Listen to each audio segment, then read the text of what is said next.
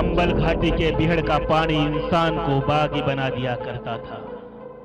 इतिहास का ये वो दौर है जब सामंती समाज और खोखले सिस्टम के खिलाफ यहाँ के कुछ लोग हथियार उठा लिया करते थे।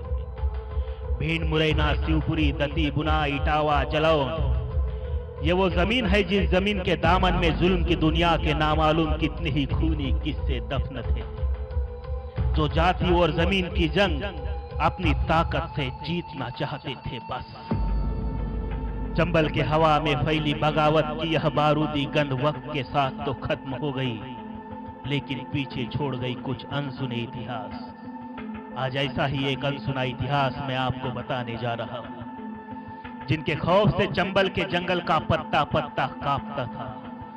उन डाकुओं का निपात करने के लिए भारत सरकार ने यहाँ पर मिलिट्री तैनात कर रखी थी, लेकिन राष्ट्र संत तुकड़ो जी महाराज नफरत की इस जंग को मोहब्बत से जीतना चाहते थे।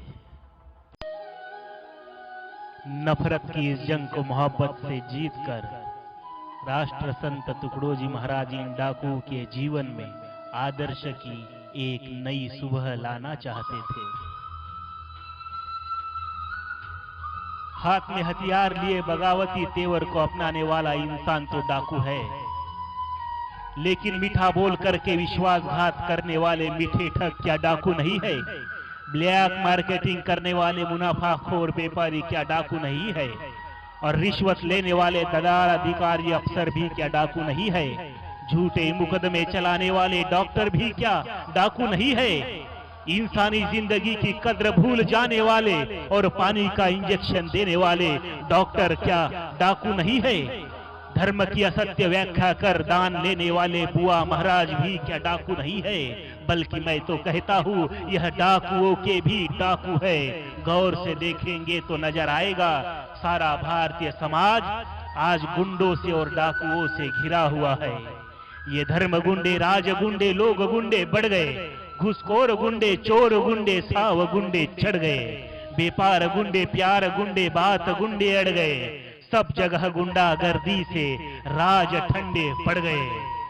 अब बताओ किसको मारेंगे और किसको छोड़ेंगे? क्या गुंडों का और डाकुओं का निपात करना इतना भी आसान है? मैं चाहता हूं कि भिंड मुरैना के यह डाकुओं को अच्छी संगत मिले, इससे उनके स्वभाव में जरूर फर्क आएगा।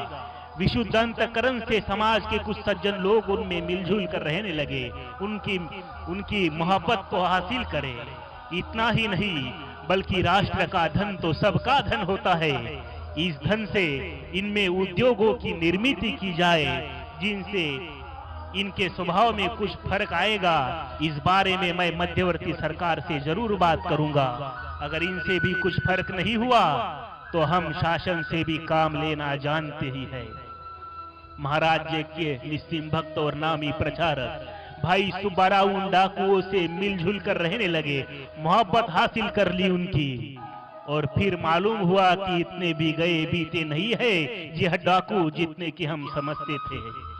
उन सबों को अपने साथ लेकर के गुरुकुंज आश्रम में ले आए सुब्बाराव जी।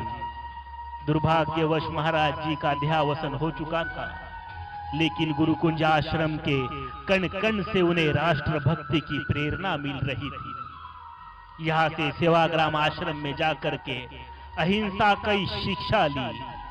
पवनार आश्रम में विनोबा जी भावे के सामने बैठ करके उनका भी उपदेश पा लिया।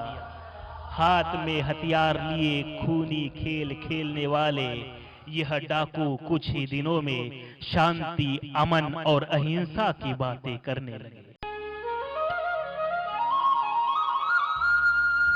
अपने दिव्य जीवन में नफरत के इस तूफान के बीच में भी प्रेम का दीपक जलाने वाले राष्ट्र संत तुकड़ो जी महाराज, आपको कोटि कोटि प्रणाम।